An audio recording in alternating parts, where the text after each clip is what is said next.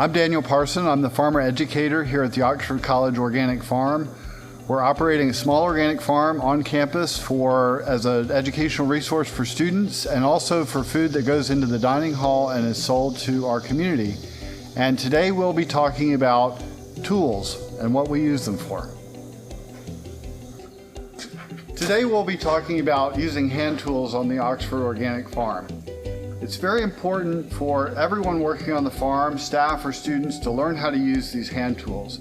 You might think that using hand tools is not as efficient as using machines, but they are all designed to do the work quickly, accurately, and we get the results that we want.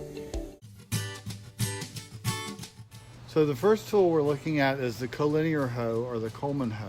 It's got a long handle so you can use it with your thumbs up. That's going to help you be able to use it all day without stressing your back. When you have the tool thumbs down, you end up bending your back, and that's not as good a position. Some of the tools have to be used that way, but the collinear hoe in particular has a handle long enough where it can be used with thumbs up for weeding. It's good for detail weeding in between the plants in the row.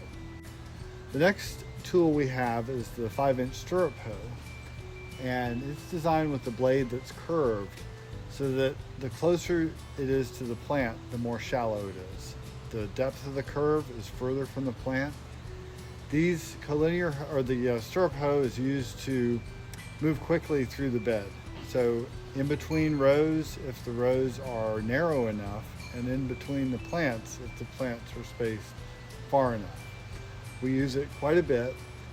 It's got an oscillating head. So the oscillating head is not just loose, it's actually a feature of the tool. As you pull it towards you, the blade will cut in at a steeper angle, and you push it away from you, it'll be at a more shallow angle so it can move through the soil in that direction. We also have a narrower stirrup hoe, which is used for a narrower width between the rows or narrower width between the plants. The 3-prong cultivator is used a lot in the hoop house where we actually build some of the beds by hand. So it's good for that. It's also good for mixing in fertilizer and can be used to cultivate the soil. It's got 3 prongs and a long handle.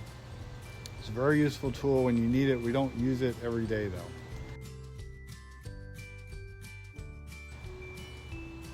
The spade fork is a specific tool that is designed for digging.